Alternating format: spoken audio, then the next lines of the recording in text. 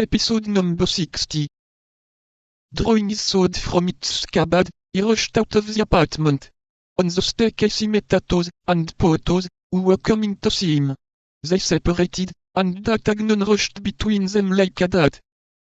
"Pa! Where are you going?" cried the two musketeers in a breath. "The man of Meung," replied D'Artagnan, and disappeared. D'Artagnan had more than once related to his friend this adventure with the stranger, as well as the apparition of the beautiful foreigner, to whom this man had confided some important missive. The opinion of Athos was that D'Artagnan had lost his letter in the skirmish. A gentleman, in his opinion, and according to D'Artagnan's portrait of him, the stranger must be a gentleman who would be incapable of the baseness of stealing a letter. Porthos saw nothing in all this, but a love meeting, given by a lady to a cavalier, or by a cavalier to a lady, which had been disturbed by the presence of D'Artagnan and his yellow horse.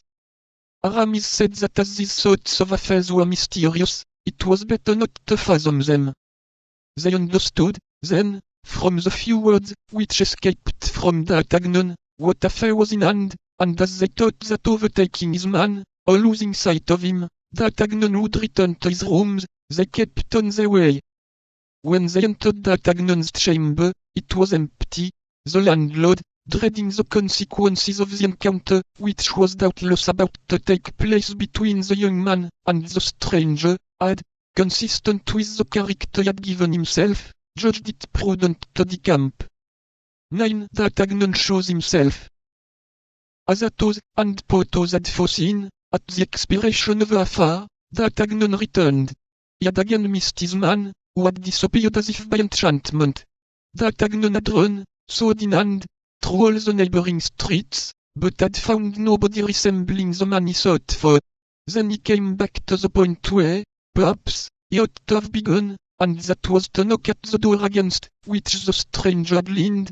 But this proved useless, for though he knocked 10 or 12 times in succession, no one answered, and some of the neighbors, who put their noses out of their windows, or were brought to their doors by the noise, had assured him that that house, all the openings of which were tightly closed, had not been inhabited for 6 months. While D'Artagnan was running through the streets, and knocking at doors, Aramis had joined his companions, so that on returning home D'Artagnan found the reunion complete. "Well," cried the 3 musketeers all together, on seeing D'Artagnan enter with his brow covered with perspiration, and his countenance upset with anger. "Well," cried he, throwing his sword upon the bed, "this man must be the devil in person. He has disappeared like a phantom, like a shade, like a spectre." "Do you believe in apparitions?" asked Athos of Porthos. "I never believe in anything I have not seen, and as I never have seen apparitions, I don't believe in them." "The Bible," said Aramis, "makes a belief in them a law. The ghost of Samuel appeared to Saul, and it is an article of faith that I should be very sorry to see any doubt thrown upon." Porthos,